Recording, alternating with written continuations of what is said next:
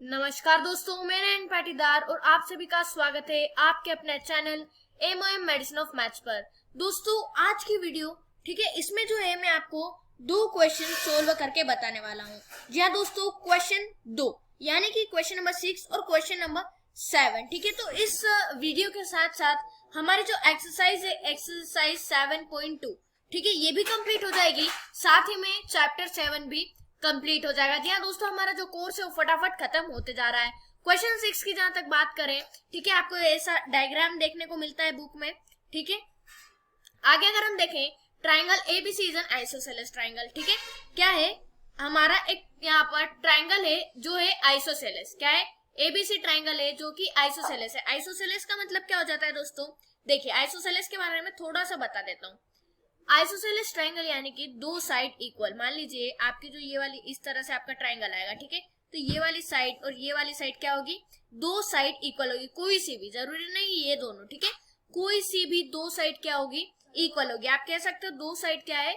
Equal है isosceles triangle में। ठीक है, और दोस्तों इसमें दो तरह के ट्राइंगल और होते हैं साइड में। ठीक है, इक्विलेटरल ट्राइंगल और एक स्केलेन ट्राइंगल। इक्विलेटरल ट्राइंगल में तीनों साइड इक्वल होती है। ठीक है, ये थोड़ा आपका नॉलेज होना चाहिए, इसीलिए जो मैं आपको बता रहा हूँ। ठीक है, और एक स्केलेन ट्राइंगल होता है जिसमें नो साइड आर इक्वल होते हैं, यानी कि तीनों जो है वो अलग अलग सेंटीमीटर की होती है। आइसोसेलेस को और अगर मैं समझाऊं तो मान लीजिए आपके सामने इस तरह से ये है। ठीक है, ये 5 सेंटीमीटर का, एक मिनट थोड़ा कम ले लेते हैं, ये 2 सेंटीमीटर का, ये भी 2 सेंटीमीटर का, परंतु ये 3 सेंटीमीटर का।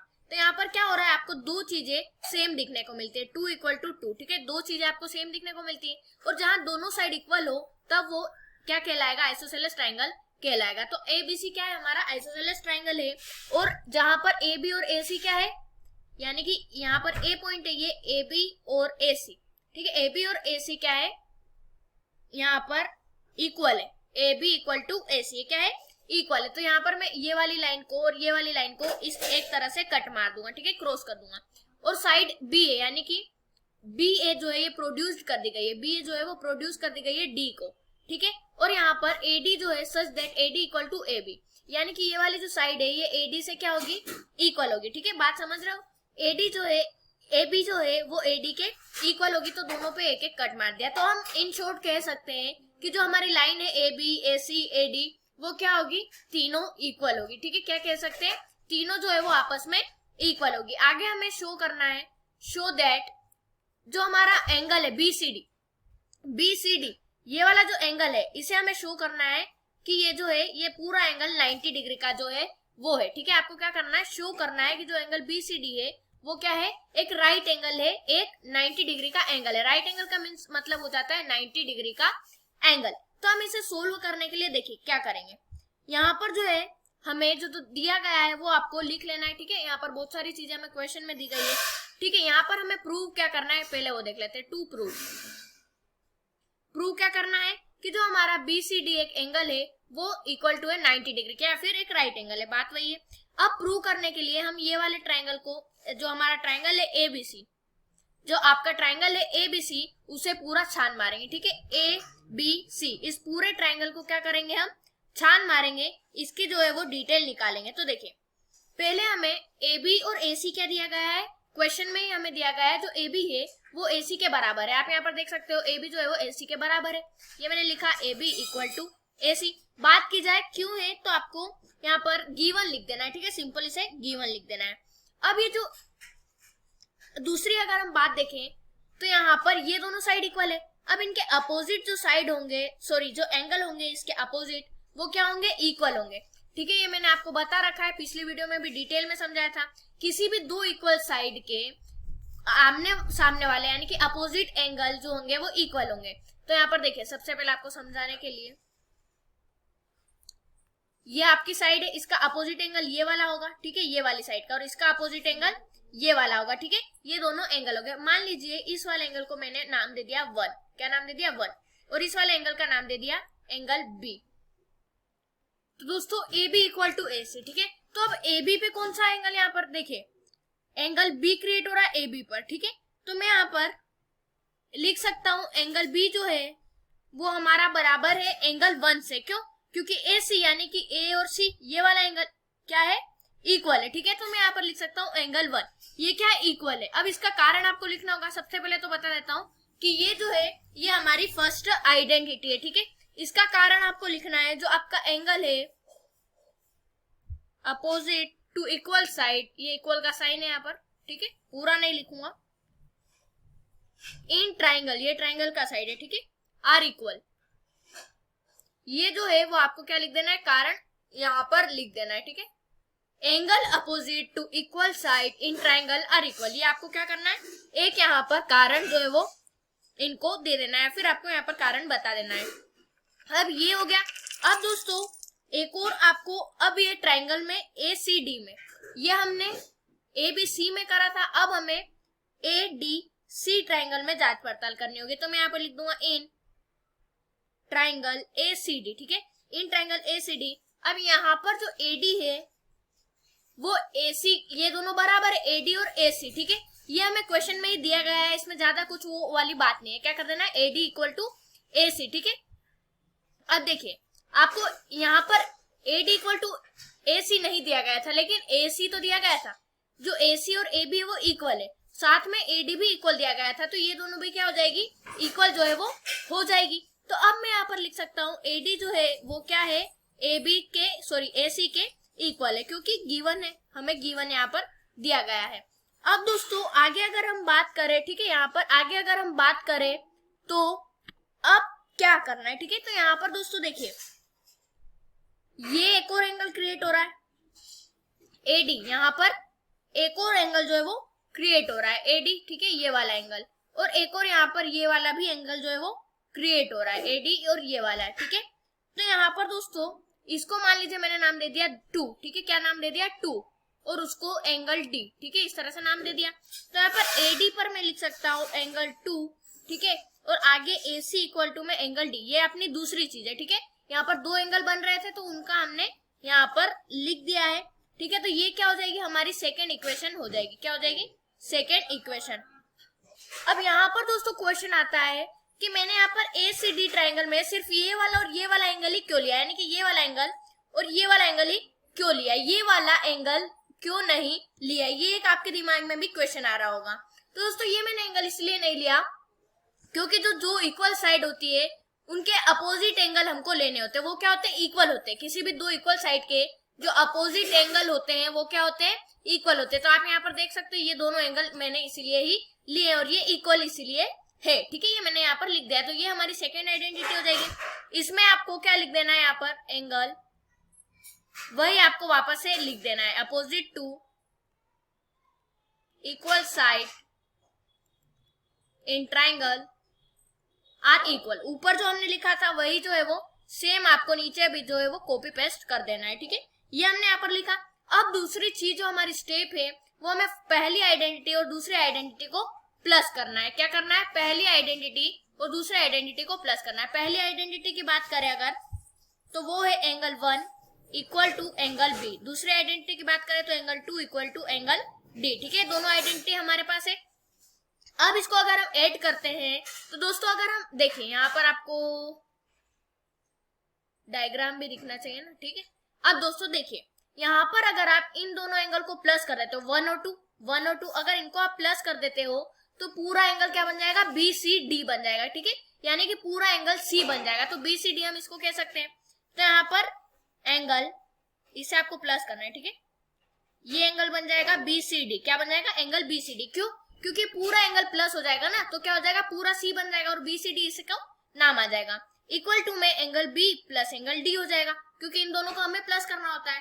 तो ये जो है ये भी आपकी एक तरह से आइडेंटिटी हो जाएगी। कौन सी वाली, थर्ड आइडेंटिटी, ठीक है, angle B C D equal to B, angle B plus angle D, ठीक है। तो यहाँ पर मैं लिख देता हूं angle B C D equal to angle B plus angle D, ठीक है, ये आपको यहाँ पर दिया गया है और ये आपको लिखना है। अब हमने ऐड तो कर लिया, अब हमें प्रूव करना है, ठीक है। तो अब हम क्या करेंगे, ये बड़ा वाला ट्राइंगल लेंगे, जो आपको बड़ा वाला ट्राइंगल दिख रहा है ना बी सी डी, पहले हमने ये वाला और ये वाला देखा था, पूरा बड़ा वाला ट्राइंगल देखेंगे, ठीक है।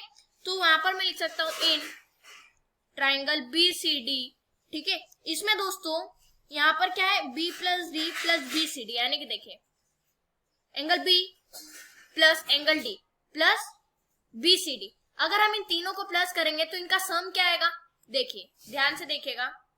अब मान लीजिए भूल जाइए कि एक हमारी बीच में लाइन है, ठीक है।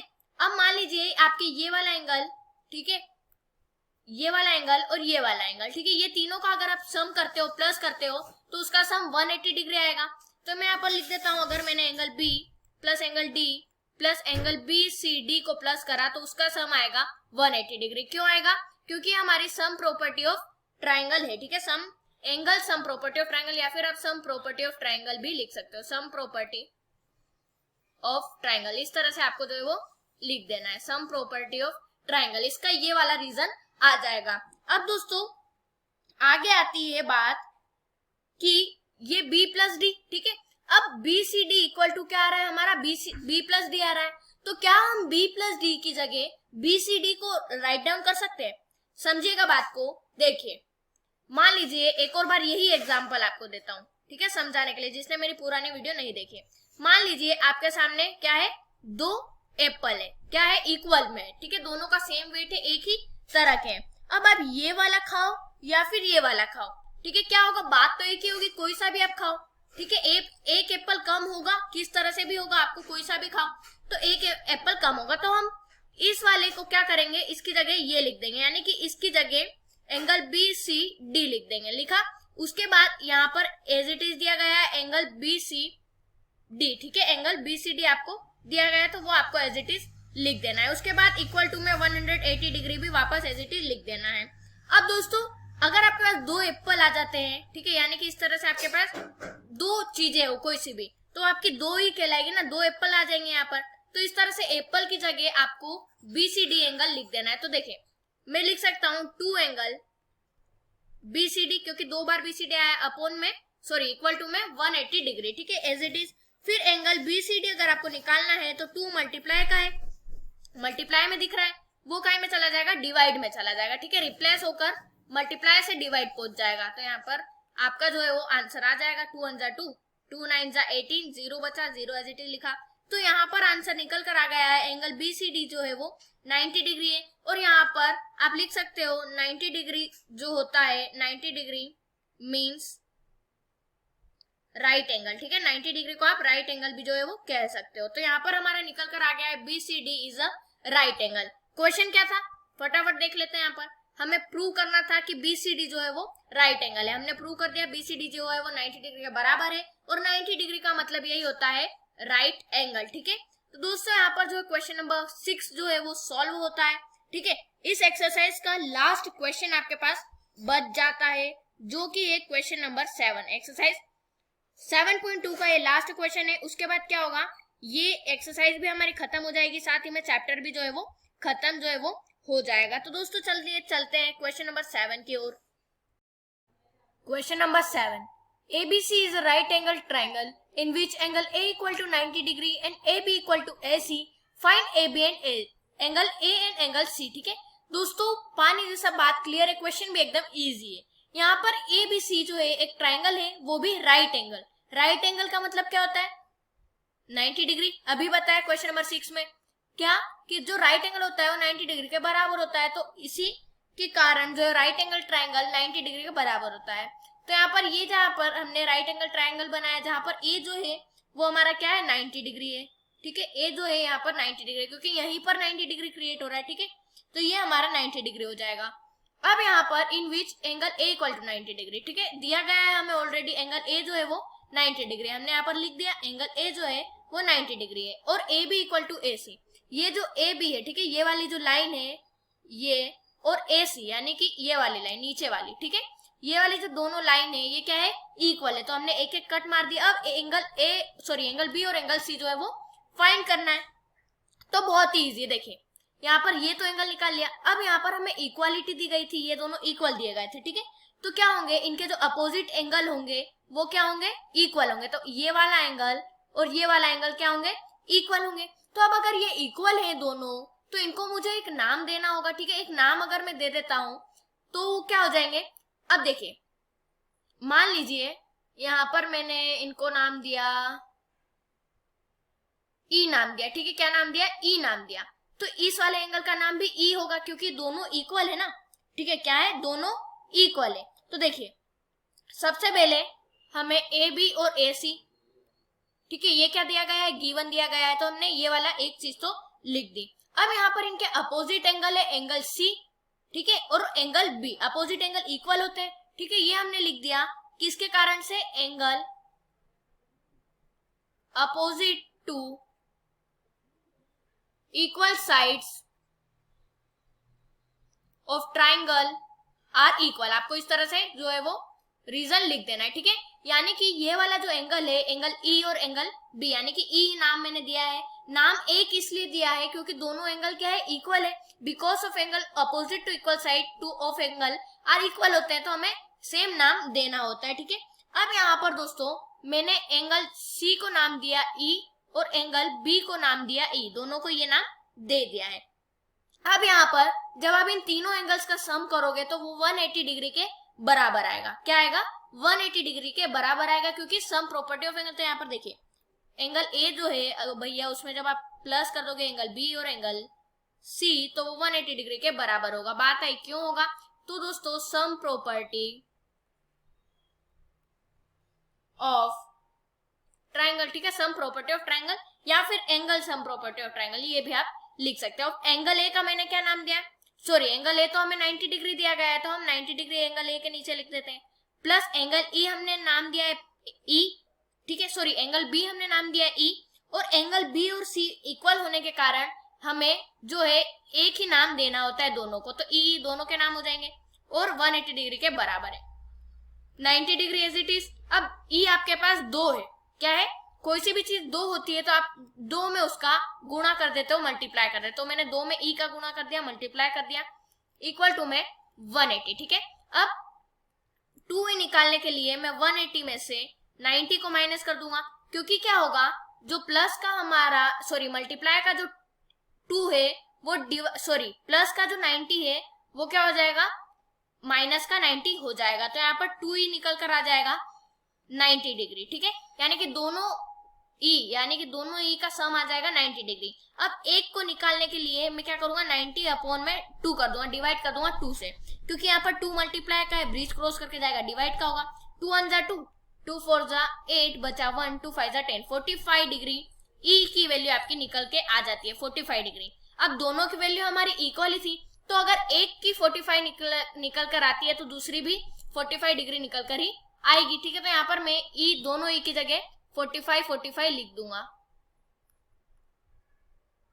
यहाँ पर भी 45 और ये वाला एंगल भी 45। तो यही फाइंड करने का बोला था, एंगल बी और एंगल सी दोनों एंगल इक्वल है, because of angle opposite of equal sides of a triangle are equal, तो क्या हो जाएंगे, इक्वल हो जाएंगे, और दोनों की 45 वैल्यू हमने निकाल ली है, 45 डिग्री, ठीक है।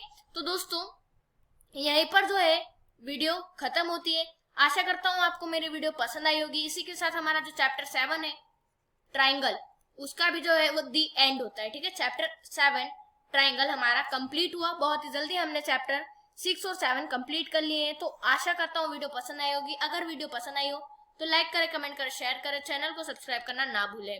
मिलते हैं अगली वीडियो में, तब तक के लिए जय हिंद, जय भारत।